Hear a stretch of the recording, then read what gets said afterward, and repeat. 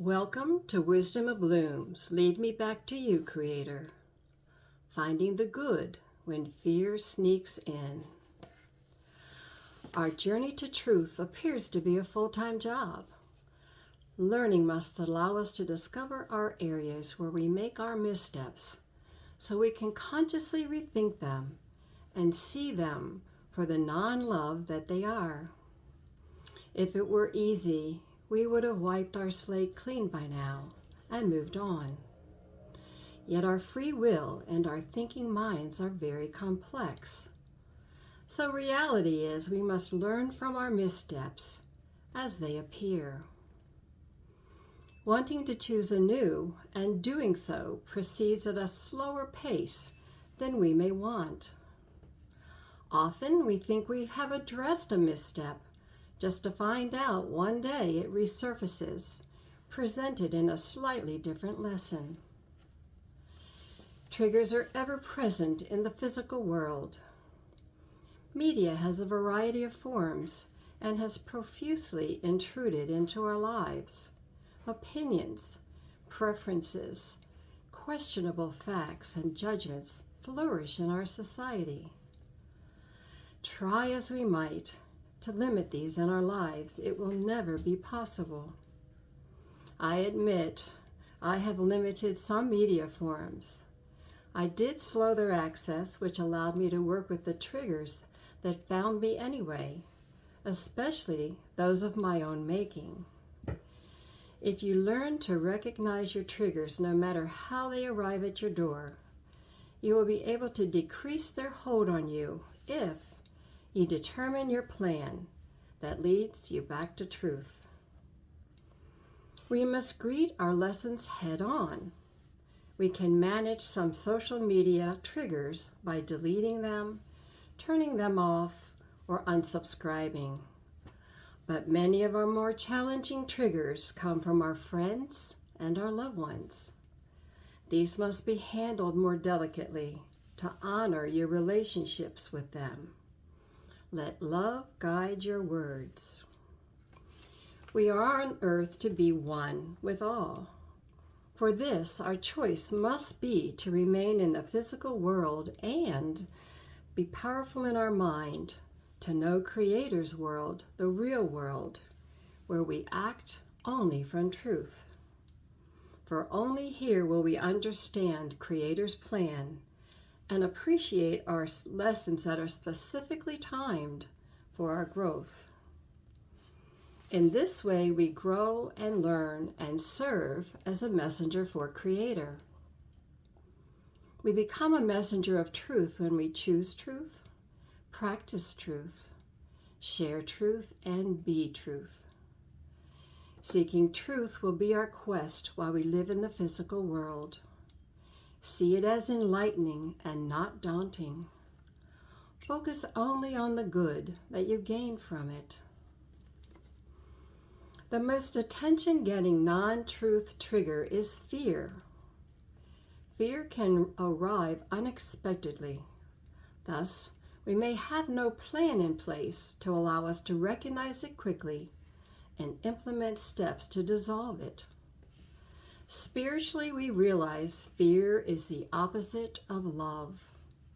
It is ego's way of trickery, attempting to transport us to old patterns that we unknowingly practiced for many years. Fear can also be from chronic choices that we've made from our self-assigned boundaries. Fear of flying, entering water you cannot see through, or small spaces. These are just some examples. What are your fears? The sooner we feel the physical sensations of our fear, it is time to intervene. We are familiar with them. They're well rehearsed and often ignored. Decide now to make your plan and rethink your triggers. Approach each one of them separately, and yet the plan that you decide to do will often be applicable to them all. When moving through our triggers, we must recenter and seek the guidance of Creator. our power of one is here. So here are some suggestions to consider for your plan. Triggers from outside of you are always related to judgment. Fear is one, yet others could be anger, jealousy, or guilt. Usually behind each one of those is fear. What should you do? Pause in the middle of a conversation or what you're reading or watching when you notice it. Identify to yourself and potentially others, this doesn't feel good to me. Place no blame on anyone. I usually say, I prefer not to talk about this. I want to rethink it by myself. And possibly you can add, I want to see it differently in a more loving way. Remember to stay in love as you look through the trigger. Try not to do things and say things that are non-love, such as, don't talk to me about this anymore, or I'll delete you as my friend if you don't stop sending me that. This is your trigger that you have. It's yours and you need to face it. And when it's time, recenter and rethink and share your learning with others if you desire, or at least remember your learning so you can use it in the future. These are suggestions to make your plan, but over time, people that know you will understand your thinking, and potentially they may consider to try to change their thinking as well. Our personal triggers. Practice awareness of your thoughts and feelings. Notice when you get anxious or upset. They're a good signal that your trigger is nearby. I've learned to say, I need to calm down. In fact, recently, I've even added my name and said, Cindy, you need to calm down. And I don't do it in a harsh tone. I do it in a tone that gets my attention.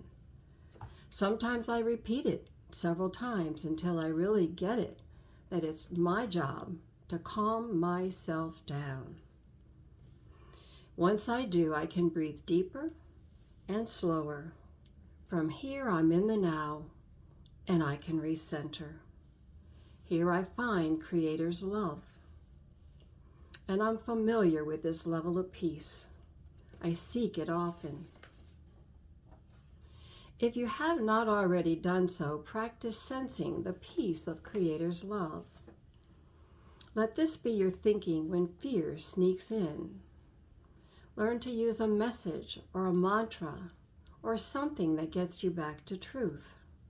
Something short but powerful. Possibly one like this, I am one with Creator. Or, help me see love here. Another, I feel the peace of Creator's love. These are just possible ideas to assist you as you make your plan. Remember, in any of our lessons, Creator cannot recognize anything that is unlike itself. Creator knows only love. It is the love that is created when we misstep that is known to Creator. This love is where we need to focus as well. Then we can use this knowledge to assist us the next moment a trigger presents. Now we are prepared with our plan. Now we can act as the power that we are. There is good in our missteps, yet we must practice and learn to see and focus on the good. And thereby, we can refrain from going too far down that wormhole of non-love. Any shift to love, to good, is really the way to go. Anytime we move into love, we move into the path of our power. And this is how Creator leads us back home. Remember, celebrate your successes as you decrease your non-love triggers in your life. I already know you are successful with this. Namaste.